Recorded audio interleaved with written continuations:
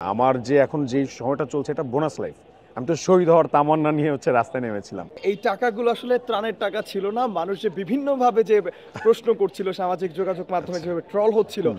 বিষয়গুলো আসলে এমন ছিল না। আচ্ছা, এইখানে আবার একটা ব্যাপার আছে। ত্রাণের টাকা যারা এটা ছড়াচ্ছিল, তাদেরকে এই ব্যাপারটা একটু ক্লিয়ার করি যে আমি কিন্তু ত্রাণের কোনো টাকা আমি নেই নাই। ইভেন আমি কখনো কাউকে বলিনি ভাই তাহলে কেউ ত্রাণের কি জন্য। নিয়েছে? যারা টাকা তুলেছে, সংগ্রহ করেছে মানুষকে দেওয়ার জন্য, তারা সংগ্রহ করার জন্য হচ্ছে গিয়ে চেয়েছে। মানুষের কাছে চেয়েছে, আপনি মানুষ সংগ্রহ দিয়েছে। করেননি? আমি কোনোদিন সংগ্রহ করিনি। ইভেন আমি এই প্রসেসের সাথে যুক্ত ছিলাম না। আমাকে হয়তো আপনারা দেখেছেন ত্রাণ কর্মসূচির সাথে যুক্ত ছিলাম। সেটা হচ্ছে ফেনীতে গিয়েছিলাম। তো তখন একটা সিস্টেম ডেভেলপ করা দরকার ছিল।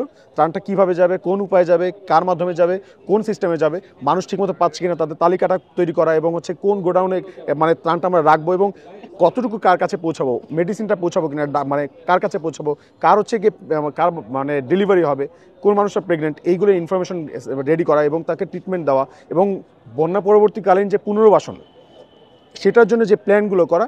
আমার কাজ ছিল শুধু স্ট্র্যাটেজি মেকিং করা, প্ল্যান মেকিং করা, ডিজাইন করা, এবং হচ্ছে মানুষ যাতে মানে তাদের এই যে এত ত্রাণের যে একটা টোটাল যে মেকানিজমটা, এই মেকানিজমটা জাস্ট ডেভেলপ করা, এইটুক কাজ আমি করেছি। এর বাইরে আমি ত্রাণের মানে ত্রাণের টাকা তো নেই নাই। তো ত্রাণের টাকা দিয়ে হচ্ছে হজে গেলাম, এটার মানে এই কথা বলাই তো একটা ভেগ বিষয়।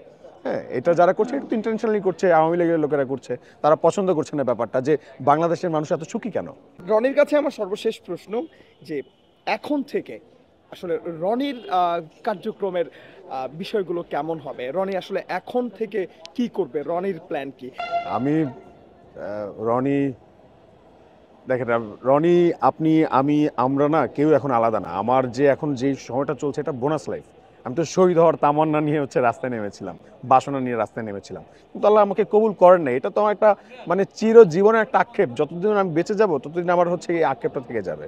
এবং আমি জানি না আমার এই যে আমাদের ডাকে মানুষগুলো এসে রাস্তায় এরকম বুক পেতে দিয়েছে, দেশের জন্য তারা হচ্ছে জীবন দিয়েছে।